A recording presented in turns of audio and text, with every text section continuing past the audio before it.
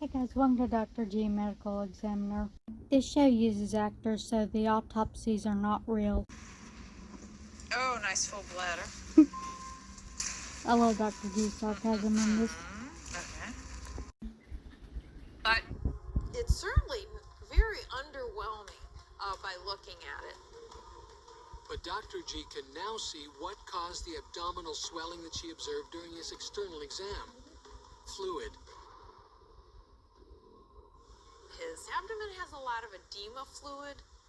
That's because he's laid in the hospital for a day and a half. Because they gave him a lot of fluids to try to get his blood pressure up when he first got there. And this fluid is kind of just leaked out. It's in his abdominal cavity. It's in his abdominal tissue. Of course, I start with his heart. And his heart was of normal shape, normal size, but his coronaries were not good. His are all very crunchy. He had severe narrowing to his coronary arteries.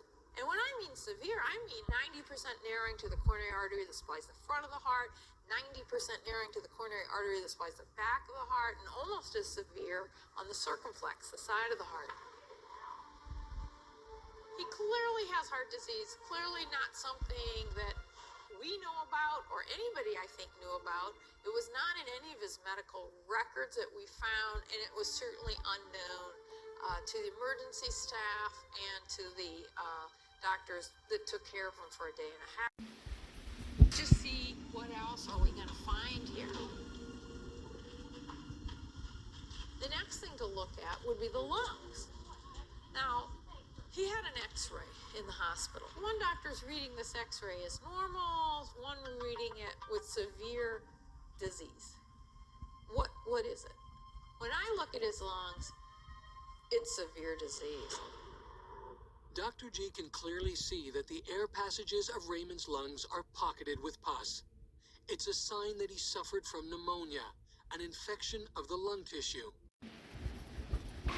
Well, his stomach is remarkable. The rest of him is really not that remarkable.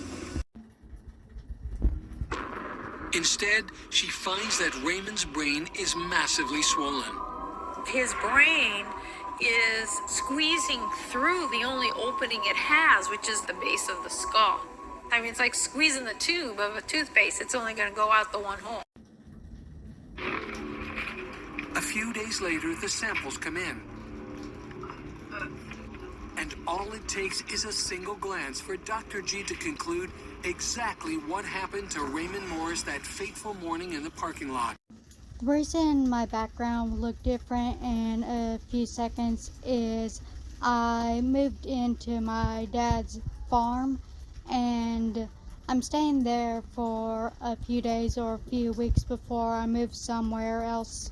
There's no Wi-Fi down there except for one spot, and that's on the porch on a chair. So my recordings may be random because of the weather and depends on what I have to do down there, like take care of animals.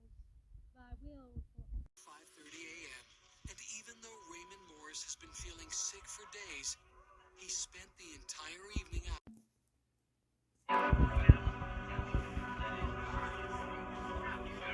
But he's growing extremely fatigued, and for good reason. Raymond is suffering from a severe lung infection. He certainly has an acute pneumonia, a pneumonia that he just gotten, but also a chronic older pneumonia. So his pneumonia was quite extensive. The tissue sample of Raymond's lungs is the smoking gun and shows that his infection was much worse than Dr. G could see at autopsy. It appears older and more extensive than what would have occurred as a result of a respirator. And now she knows why his brain was deprived of oxygen. Raymond's lungs were so damaged that he literally couldn't breathe. You think of a sponge and you have the little air spaces, and that's where the air should go to exchange the oxygen for the carbon dioxide That sounds scary. in the surrounding blood vessels. But if those air pockets fill up with pus, it's hard to get air exchanged into your body.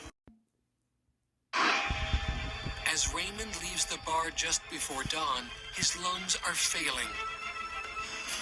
Oxygen is still entering the organs, but it can't be exchanged in the air pockets because they're clogged with pus and scar tissue. It isn't long before Raymond grows short of breath, but there's no one around to help him.